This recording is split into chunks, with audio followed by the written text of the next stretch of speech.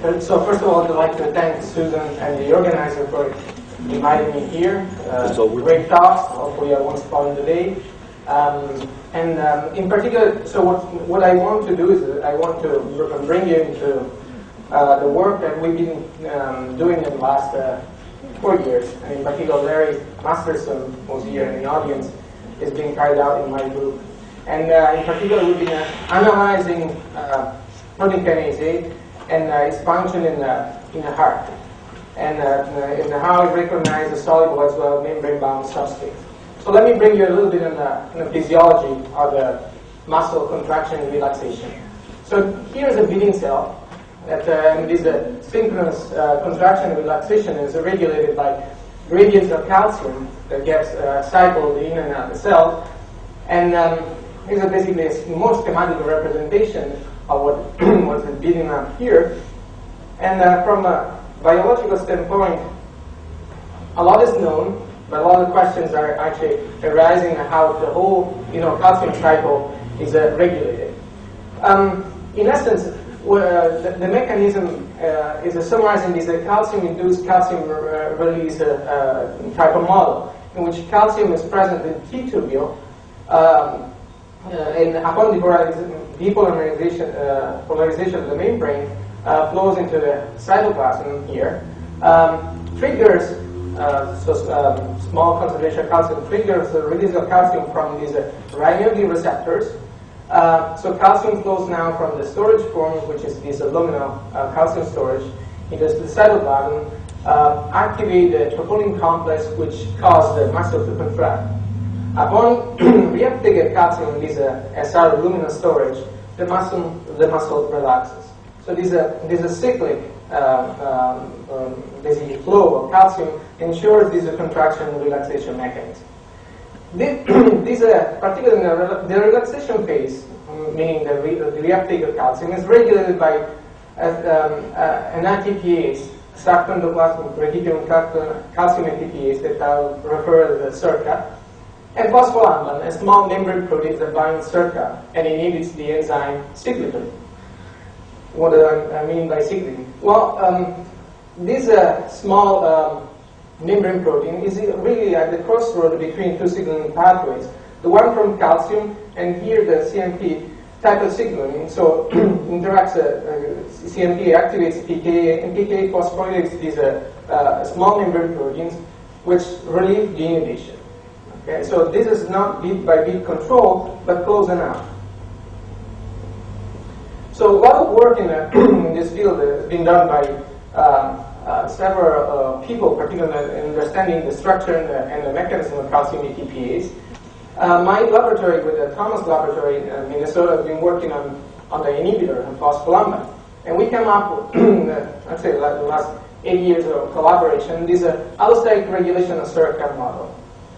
This includes phospholamban, which exists both in cells now and when you reconstitute it in lipid membranes, in a pentameric form, which depolymerizes into a T state and an R state, so in an active monomer, which is in equilibrium between a T state and an R state, and it's the R state that gets recognized by the SERCA, these large calcium ATPase, and gets inhibited.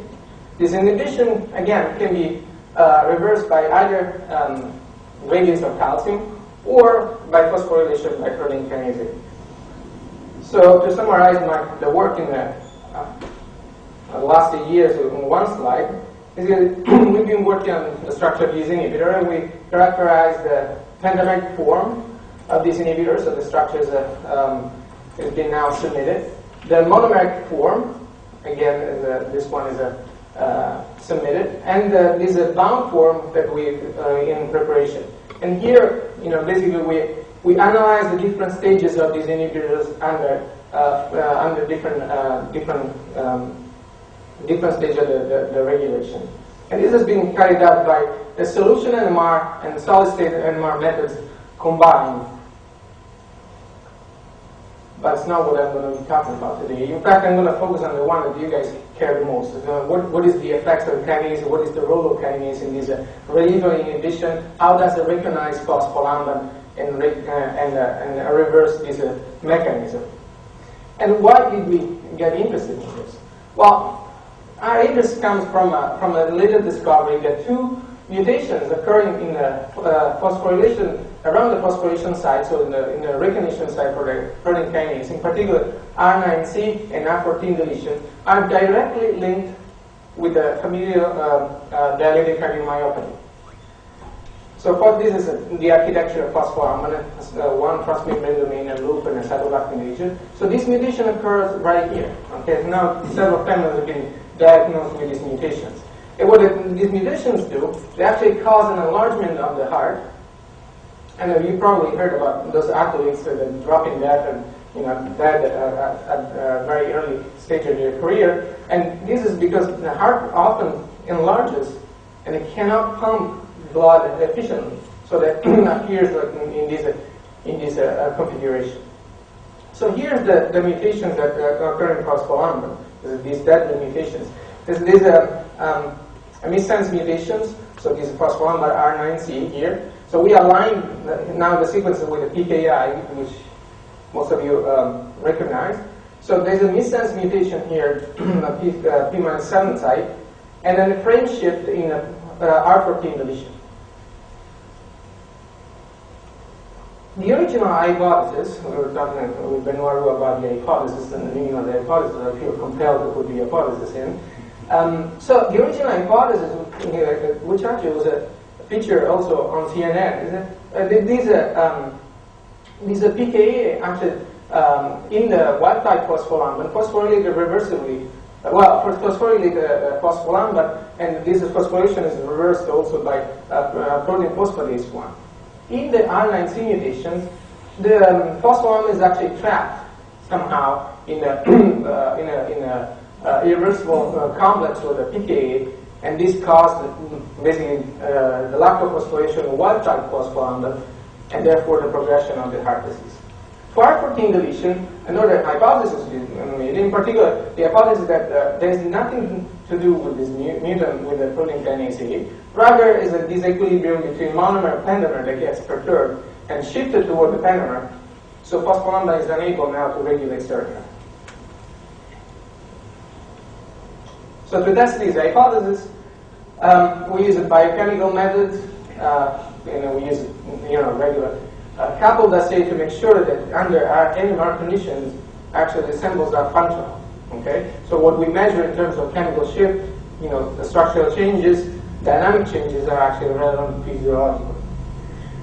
Some thermodynamic measurements, so KD measurements, affinity measurements, and then we do atomic level methods of NMR and X-ray in order to analyze the effects of these mutants.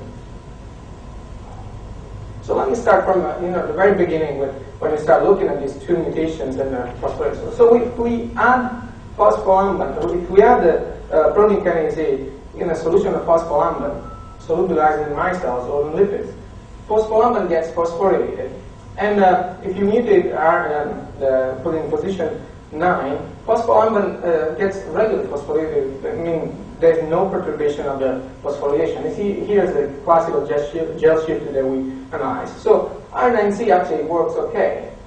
So this is against the hypothesis that predicted at least the amiable that was trapped in a complex of in an irreversible complex. Well, at least thermodynamically, this is possible at least. So R14 deletion, we did not detect any phosphorylation. So we had like bulk results that something was happening at least for R14 deletion in terms of phosphorylation by PKA. We analyzed the structure of these two, and this again using this hybrid solution solid-state NMR approach. We see that so these proteins are organized like this in an L-shaped fashion with this amphibatic helix laying on top of the surface of the bilayer. And we didn't see any perturbation from this helical domain, either deleting the 14 position or mutating the 9 position into a system. We carried out also biochemical characterization, and to make the long story short, we believe that R9C is actually a substrate for PKA, at least under our experimental conditions. There's no disruption of the structure. The catalytic turnover. The turnover is the one as in the wild type, so no major changes.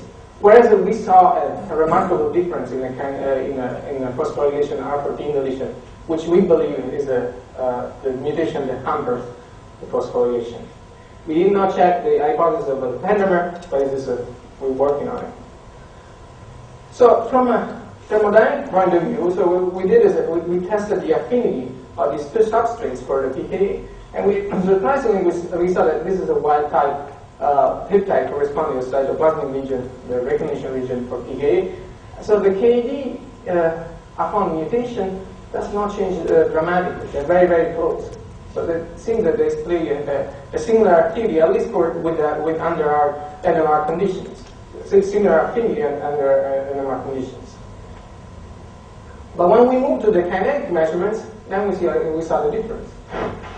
We saw that basically, so wild type and R9C were actually, as I said before, good substrates for PKA. Is the KCAT about 20 per second that we measure for both the wild type and R9C. But R14 deletion doesn't show any sign of phosphorylation under these conditions.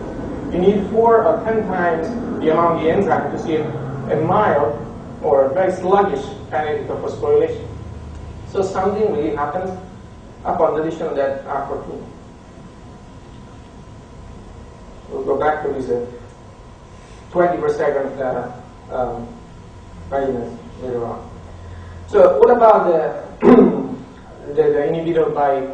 inhibition by product? And we tested this with the R9C and also R14 deletion, but we didn't see any really good sign of inhibition by product. So that the hypothesis that was reported in science was really does not go along with all the data that we mentioned. So non-discernible differences. But yet, I mean, I think the fact that the R14 deletion has such a sluggish kinetics really attract our attention. And what we wanted to do now is want to bring a little bit more zoom into the active side and see what are the interactions. So we need a high resolution structure. And in collaboration with Susan and the Sevilla here at UCSD, they basically carried out the crystallization of phospholamban peptide with a PKA. This is one of the structure I think that Cecilia generated.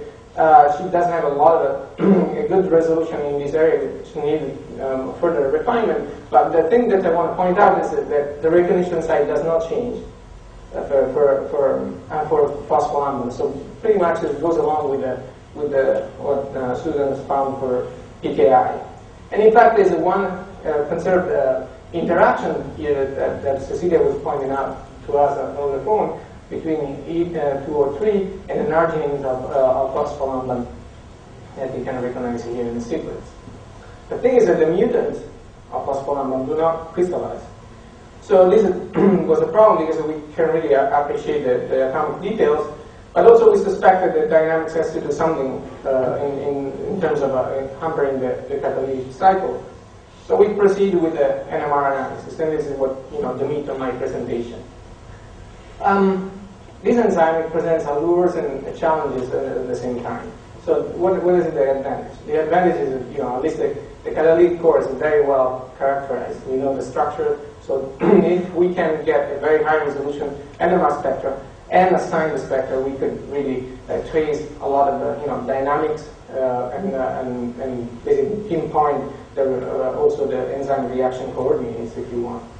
The challenge is that it's a very large enzyme for 42 kilodalton, and we noticed that even at the very beginning that there was a microseconds to milliseconds dynamics in the able form. There's the resonance are kind of broad, and that they're not homogeneously brought throughout the whole enzyme. Another challenge is that, and I don't report the results, so I have several slides for reason of time. We really made an effort to have this enzyme functional under NMR conditions. Okay, so we observed turnover in our NMR sample. So what is the strategy now to understand substrate recognition? So we wanted to reconstruct the enzymatic cycle, at least freeze the enzyme along the reaction coordinates not letting do turnover, and test at least with the known substrates first. What's the recognition process, and then analyze this mechanism and compare the results with phospholamban wild type first, and then we'll analyze how the little mutants affect this recognition mechanism. So the enzyme toggles between different forms, an open, an intermediate, and a closed forms.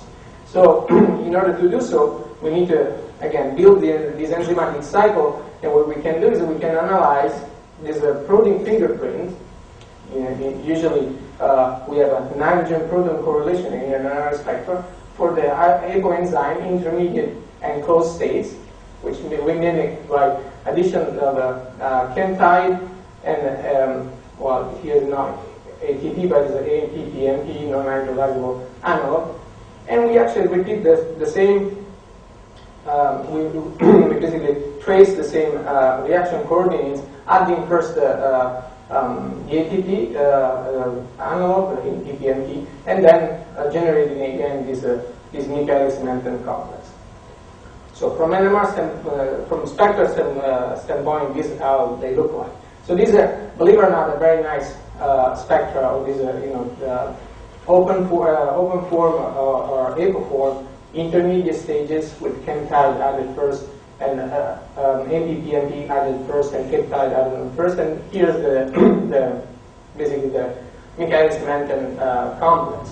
So Larry, in the last 3 years, basically has been working on the assignment of this enzyme. We assigned approximately 80% of the entire backbone. So what I'll do now, I'll dissect this pseudo-catalytic cycle, and I'll analyze the different stages. How do we get to each stage of the enzymatic cycle? So we start from the apoform, and we slowly titrate one ligand at a time. And we analyze the progression of each resonance, so each of these resonance of these peaks represent one amide site in the protein fingerprint. So we analyze the progression of these as we add the ligand and we saturate it. So we obtain a saturation curve that typical isothermal binding for MPPMP and for peptide. So what did we find? Well, when we add MPPMP first, we observe a KD, a binding, a dissociation constant of 39 micromolar. Whereas when we add peptide first, the same KD now becomes 12 micromolar. We went back and did the same thing with peptide. We see that, in the absence of the nucleotide, we have a KD of 980 micromolar. But if we add the nucleotide, then we have this reduces 3 times, approximately 4 times. So although weak, we believe that we observe and we can trace a certain cooperativity of binding. So upon addition of one ligand, you strengthen the interaction for the second ligand. So this is the first conclusion that we notice by looking at the NMR spectrum. So this the presence of this positive cooperativity. Not only that, so what we notice is that from the transition from open state to the intermediate states, that that some changes here in the fingerprint of the protein, but more importantly, what we notice is that some of the resonance, particularly this one from the glycine-rich loop, they broaden out upon nucleotide binding. And this is basically from NMR standpoint is at least an indication of a presence of multiple conformations that is or the dynamics in the microsecond and millisecond time scale that the enzyme has. Let's analyze it. So this is actually happens with both nucleotide and peptide binding. So let's analyze these changes all along and plot them all along the crystal structures. What we see is that the major changes occur here in the glycine-rich loop upon nucleotide binding, and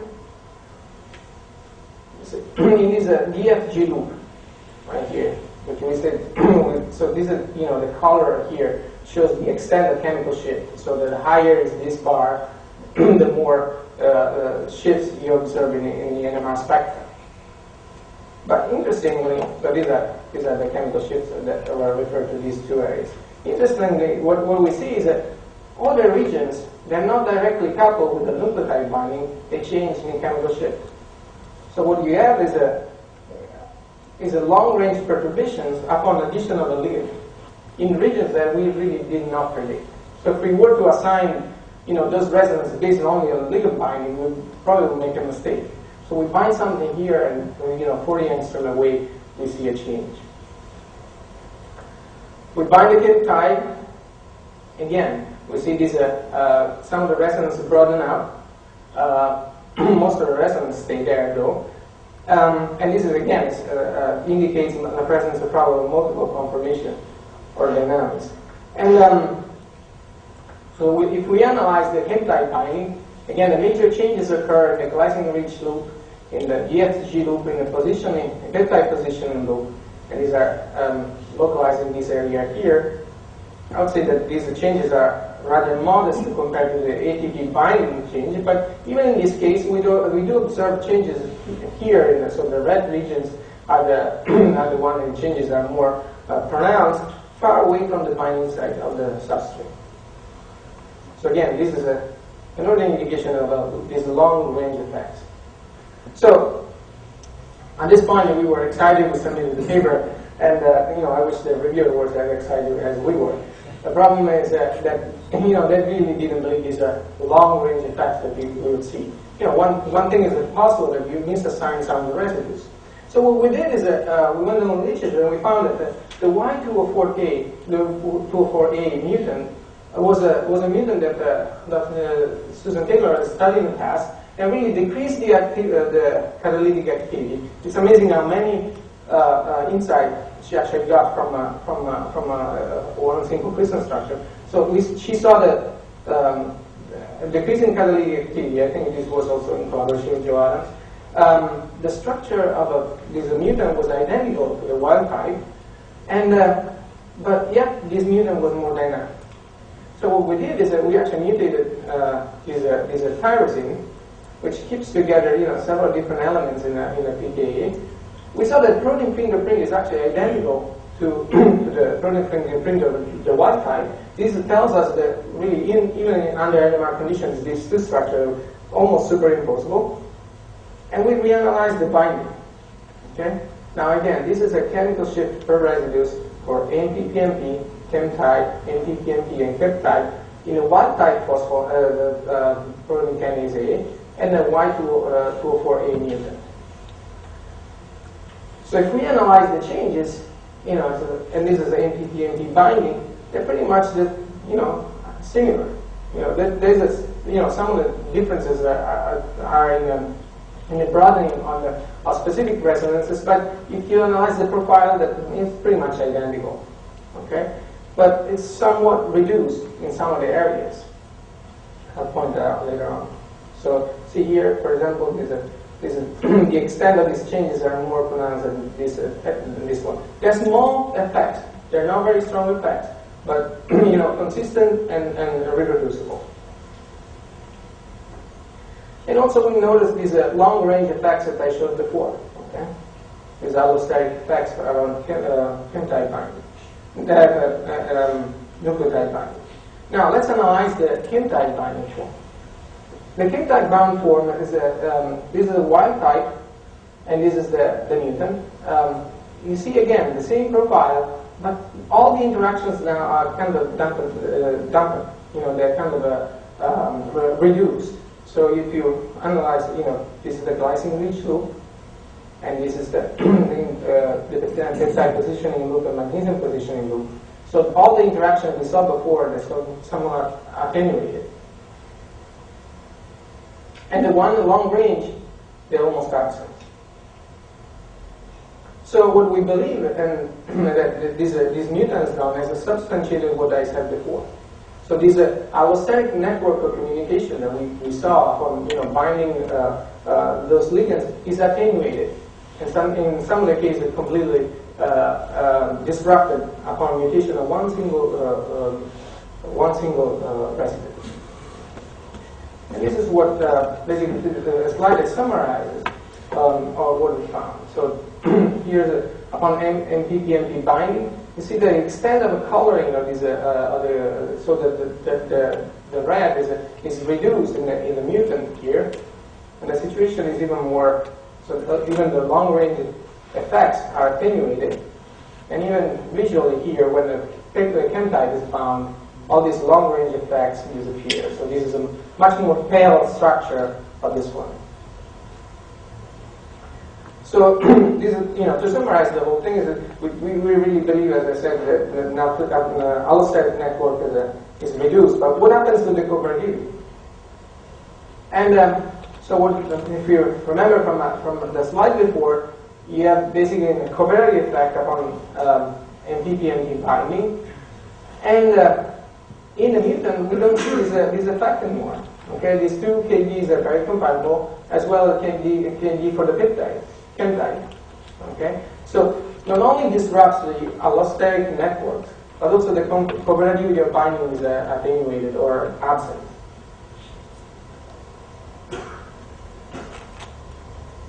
So these global conformational changes reflect these chemical shift changes reflect conformational changes or dynamic changes. This is always a problem when you analyze chemical shifts.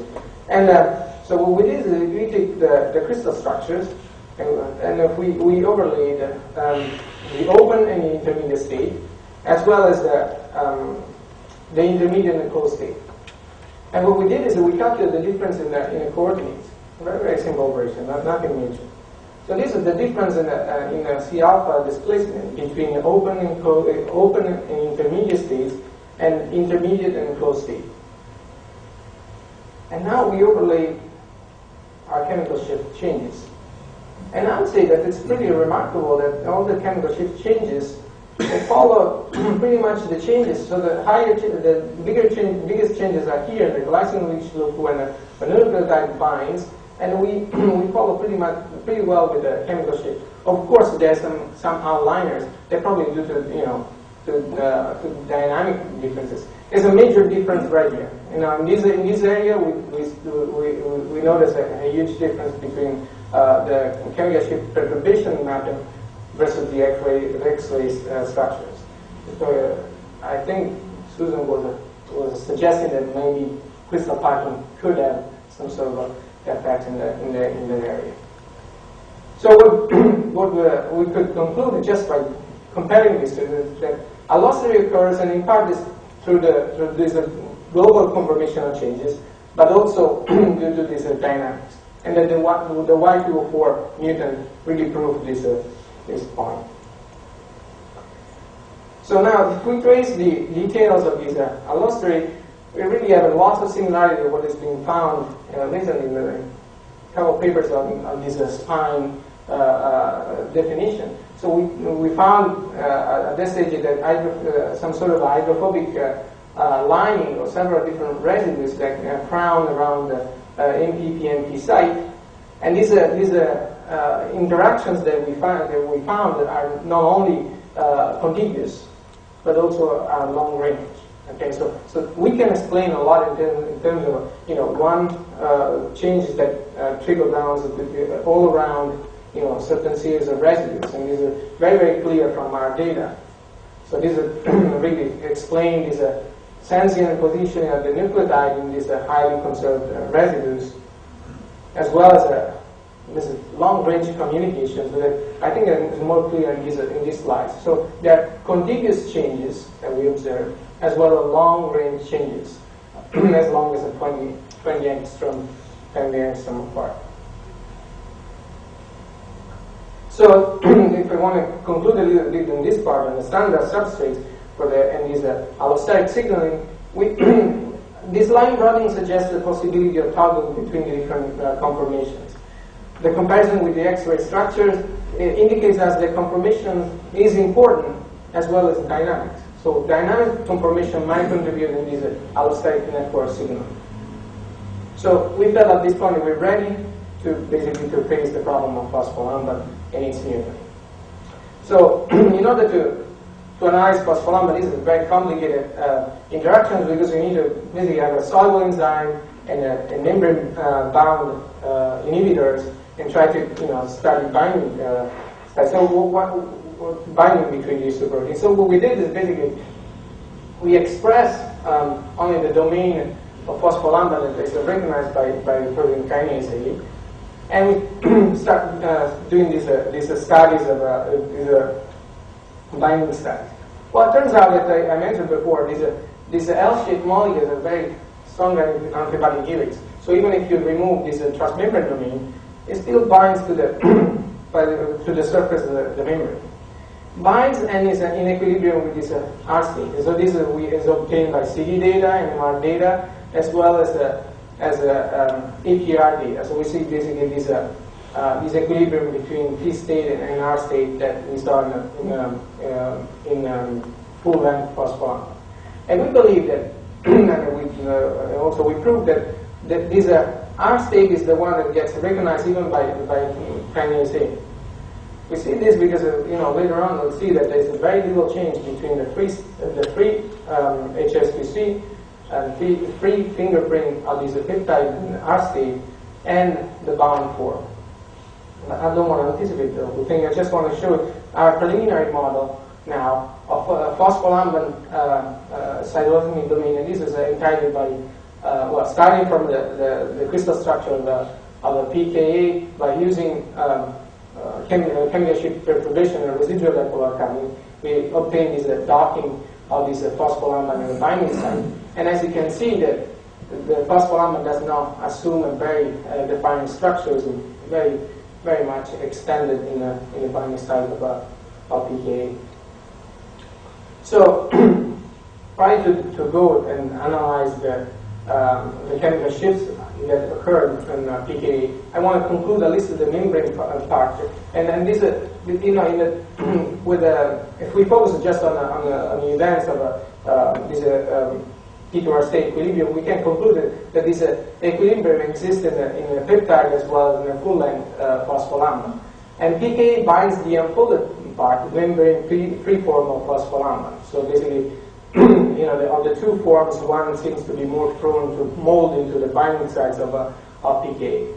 We see, and this is we can imply from the small differences that we see from the free state of the peptide and the bound state. But as we will see in the next part of the presentation, there are small difference in chemical shift, but big difference in dynamics. Well, and that's what I would like to channel our conversation. So first of all, what we did is that we discarded this R9C because we really couldn't understand why R9C was a substrate for PKA, and we focused most of the attention on R14 deletion. This is the deadly mutant that at least has some effects on PKA. So. In order to analyze this protein-protein binding, and this is just for the NMR aficionados, so Larry, what he did, he came up with a method so we can use only one sample instead of having several different samples to test this protein and label one side first and the second side first. Now what we do is that we use only one unique sample, and we use these filters here in carbon and carbonyl to filter out all the different species. So this is beautiful because for PKA, and this is what I did, I color with the same color so you cannot distinguish all the resonances of the ligand and the bound protein. But what we can do by NMR, we can either eliminate the substrate or eliminate the enzyme, but in the same sample without using different label technique. And doing like this, we can now probe protein-protein interactions.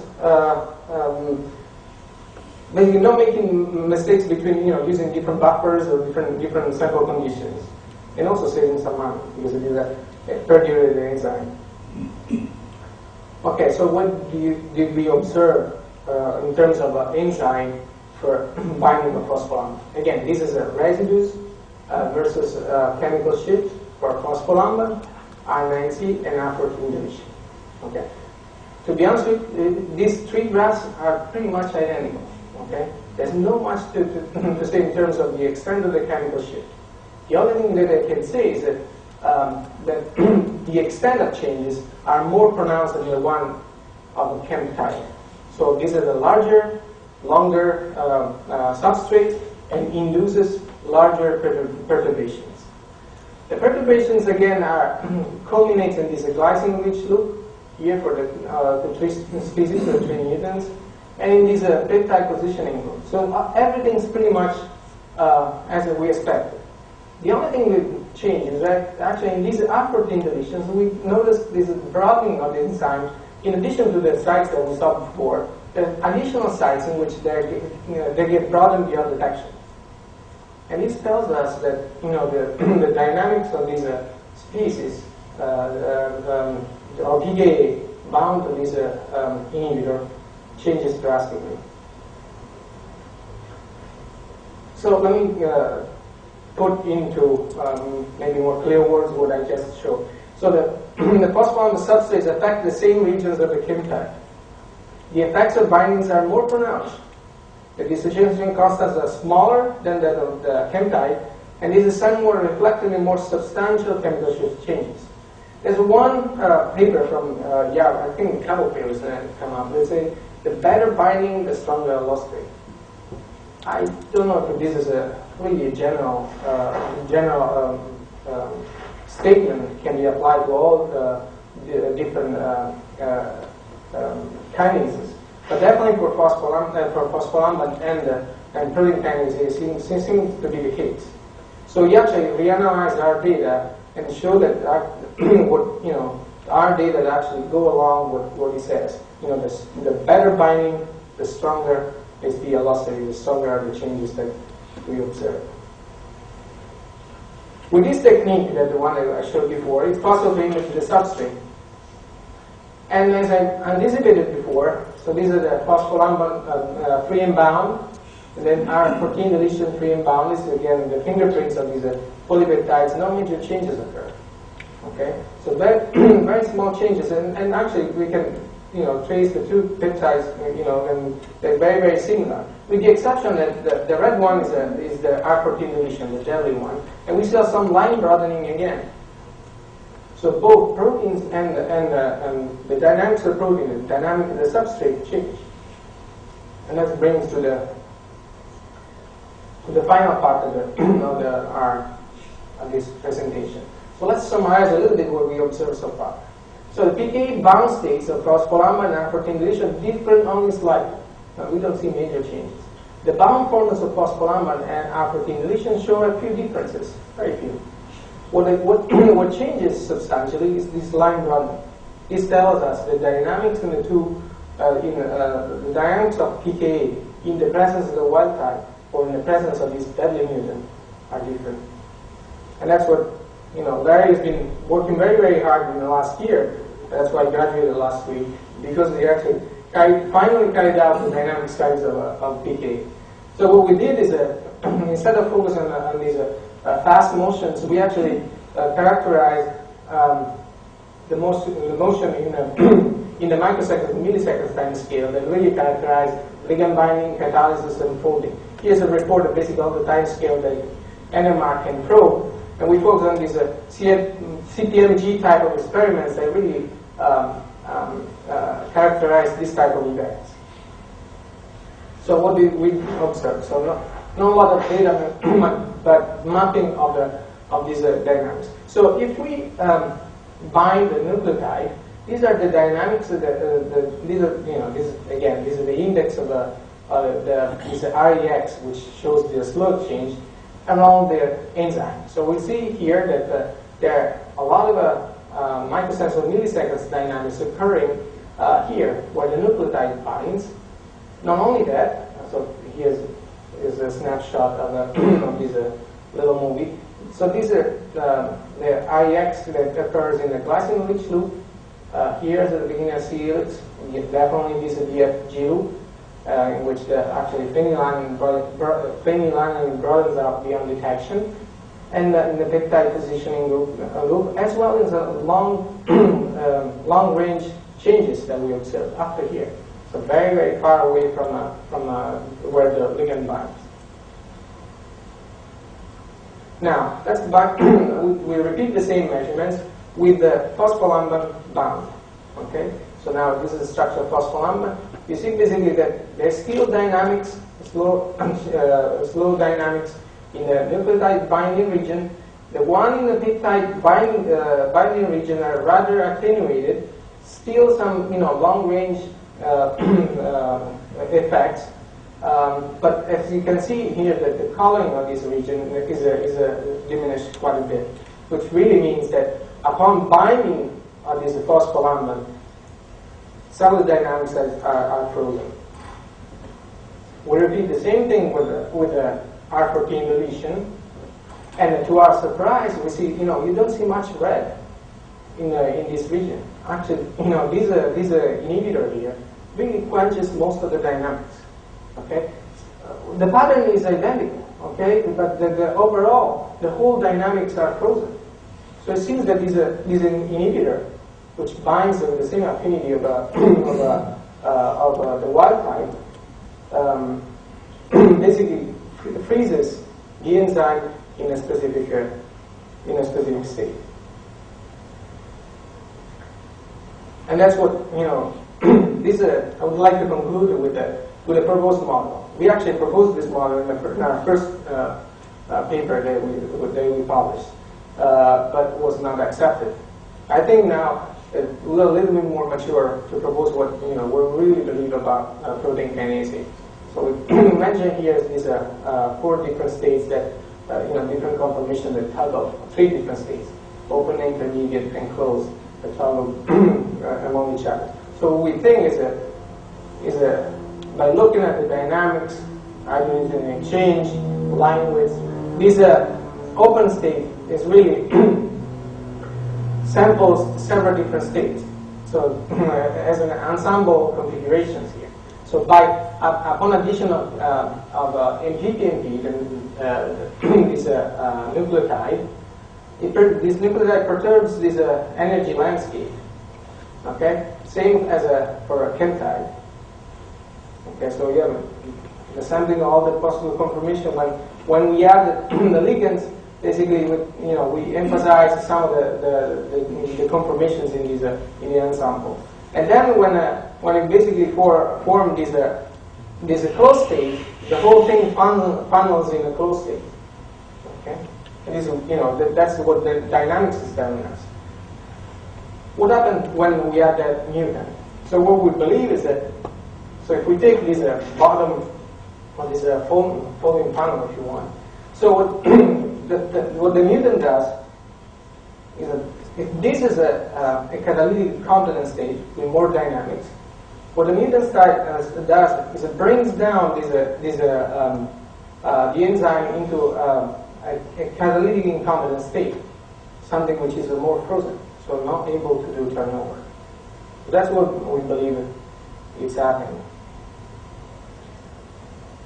Well, with this, which is I hope it will generate some discussion and some suggestion from you. I would like to thank my group, in particular Larry Masterson, Nick Fassett, and Alessandro Mascioni. I really, also congratulate Larry Masterson for graduating thanks to the data. Our collaborators, Marco Tonelli and Susan Taylor, with their contagious enthusiasm. We are a membrane protein group, and I will now actually transition into kinases. And thank also the financial support and you for your attention.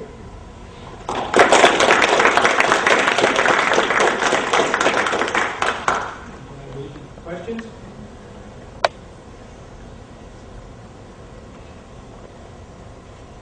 I have a question about your chemical. We're in the dark. Yeah, do you have to place? Spite of your luminous dark. Are we going to release the list too? When you say, I'm sure you talk about the chemical shift that changes when you titrate the substrate morphology. But probably do you perceive a kind of a progressive shifting of the structure towards a different structure Well, in fact, you did point out that the structure doesn't really change. So what you imagine is that there is some sort of always a dynamical motion, and when you titrate this thing, the substrate, the dynamic range is modified. The average structure doesn't look like it's changing, but the dynamic range is changing. It's exactly like it. Yes, because of what happens is, so when you observe that, that's what at least my interpretation. When you observe a chemical change, there can be a sum of dynamics and conformation. They cannot be discerned. That's why we did dynamic measurements, and now we know that these shifts is mostly a shift in dynamics. There is also some conformational change, and this is also reinforced by measurements by Johnson and so on. So there is a small conformational change, but I think one of the major components is really a change in dynamics. The conformational change, to be honest with you, as I was discussing with you, I'm used to these changes in the SERCA, in the calcium ATPase, which are changes in 40, 50 episodes. The change in PKA are small, but the dynamic changes are very, very significant. So I think dynamics has a prominent role in this substrate recognition. I think if you're doing this dynamical control, then I get confused with your last slide. Why you draw that as two trap states if this control is dynamical? You have like this catalytic competent state, catalytic non-competent state, because yeah, but this one is of course, it's a 2D model. If I had a chance, I make a 4D, 5D type of but this space. Is not like one state. It's more like a larger basin and a smaller basin than really states. Yeah. The only thing is that what I can do is of course I need to do something which is very, very simplified.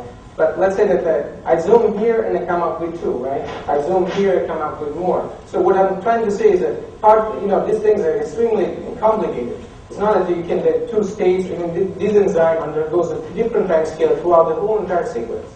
In the same loop. One thing is that's why it's an oversimplified image just to say that the situation is more complicated. But if you just analyze, for example, dynamic. Yeah, this value. So you have here in the same region, residues that undergo to dynamics in the microseconds and milliseconds time scale, and residues that don't feel the dynamic at all. And these are just adjacent to this cluster. So that what I'm saying is that the conformational landscape and the dynamic landscape of these things is rather complicated. And that I agree that one is maybe misguided, but it's the best you can do in order to simplify the model. It's not 2 state. If you want to think about ensembles that shift one way to another one, Or maybe Is this REX from fitting R2? I didn't quite understand if you're doing dispersion, chemical shift. Yes. So there's another plot sequence used by the device by our polymer. So this is the relaxation dispersion measurement. That's close to relaxation dispersion measurement is actually applied to larger complexes. So it's along the same line. Yes, it is a relaxation dispersion. So you're actually measuring REX directly from The REX directly. Yes. Yeah.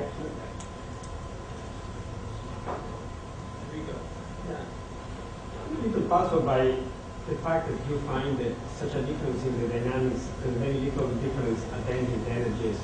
Did you try to do temperature studies and try to sort out contribution of entropy and contribution of enthalpy to separate a little bit what really contributes to one factor and contribute to the other? So ideally, these measurements need to be done at several different temperatures. So you can see also an activation barrier and so on. I think Larry tried only 2 temperatures. Okay, so it's very difficult to extrapolate anything from 2 points. The only thing I would like to point out is that it's about approximately $15,000 to carry out this type of measurements for the one that I showed. So it's very costly. And in terms of NMR time, continuous NMR time is about a couple of months. So what we do is it's very costly in terms of time and in terms of money. So eventually we'll do it. Hopefully NIH will be more generous with us. dispersion experiments, you fit your relaxation dispersion profile in order to try and estimate chemical shift changes and rates. That's and right. you're saying that you see a variation of rates. So some would be in the fast time limit before the chemical shift fluorescence limit, and others would be after that. So in the regions where you see dynamics in the slow time limit beyond the chemical shift fluorescence limit, do you actually see excess chemical shift signals? Or are these invisible low populated states that you're probing? So that's a very good question.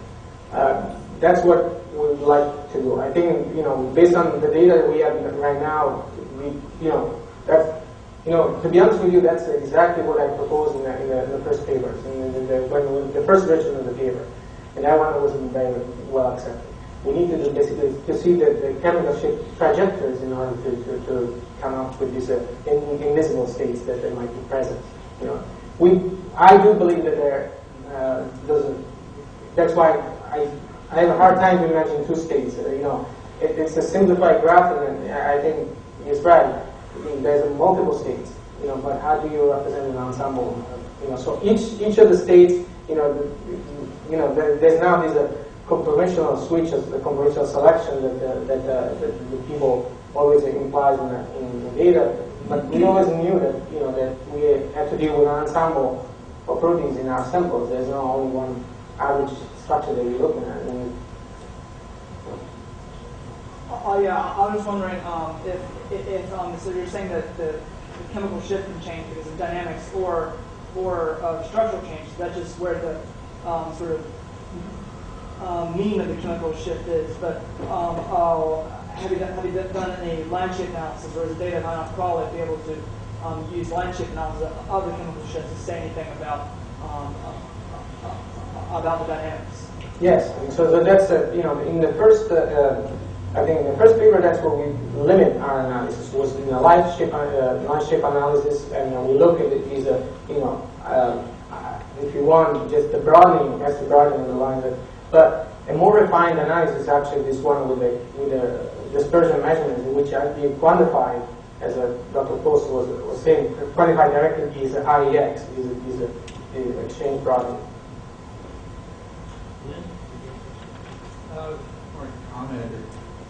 People need to be a little careful when they're talking about states, because states mean a lot of different things to a lot of different people in this room. And in particular, describing one of those structures has got some 10,000 degrees of freedom here. And so let's, but what you are seeing is fluctuations in signal between two residues. And those are changing here, and you are seeing measures of variability on them. And so that's fine. I don't see any problem with saying that this part is a little looser than that part. Overall, looking at it in terms of fluctuations about the equilibrium crystal structure is not a bad first approximation. I might disagree with a little bit. What happens is that Krista, we can talk later. Well, that relates a bit to the other question about the line shape analysis. That none of, you didn't say that, but I suppose if you look at any one of those resonances, they look like a single Lorentzian. You never see, you're never in slow exchange between the two. Well, you never see two peaks. No. And you're transferring the magnetization from one peak to the other. So what happens in the regime that we analyze? So there are different regimes, right? So if there is a really slow exchange, you're going to see two different populations. If they're far away enough. Yeah, we see intermediate broadening. Sometimes what happens is a single peak runs out and disappears. Yeah. Other peaks they have weird trajectories. Other peaks split a little bit. But then at the end they actually come up with one single resonance. That's why it's feasible to reduce the temperature. Is that yeah. Well, we can do a range between 27 to 34, right? 34, 35. So we can try, carefully to do measurements between these intervals. So beyond 34, it actually precipitates the. But lower. No, lower is too large. Awesome. So it's in Yeah. small correlations on So when you're relevant is this, when you're measuring your KVs, I mean, these things are all consistent with just the difference in chemical shift being different and the off rate being, or the K1 plus K minus 1 being the same. But if your chemical shift differences between the two states is different, you get the behavior that you're talking about. So it's not surprising. But what I was going to ask is, how many peaks do you use to measure KV? I mean, so the error that you see, the plus minus, is actually the fitting on different peaks. It's about 20 peaks each measurement, and they are within the range. very tight. Yeah, what happens is that we take a sphere around the binding site. So a sphere of about 10 angstrom all around the binding site, and we use those ones to measure the KV, to average out the KVs between the different residues. This is what basically in the field has been usually done.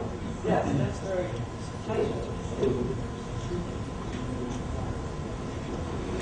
What about your agent, the activation group? Are those missing, or do you see resonances? In the which The activation group. some of the resonances are missing because it brought them out. One of the major broadening. So the ligand that really broadens out the residue is the nucleotide. The nucleotide, binding the nucleotide really restricts some of the residues, and some other residues broaden out beyond detection. Depending on the substrates that you bind, some of the resonance recover, and some of the resonance stay, broad. One of the resonance stay always, broaden beyond detection, and the one in DFT loop. So I think we should move on to the next talk.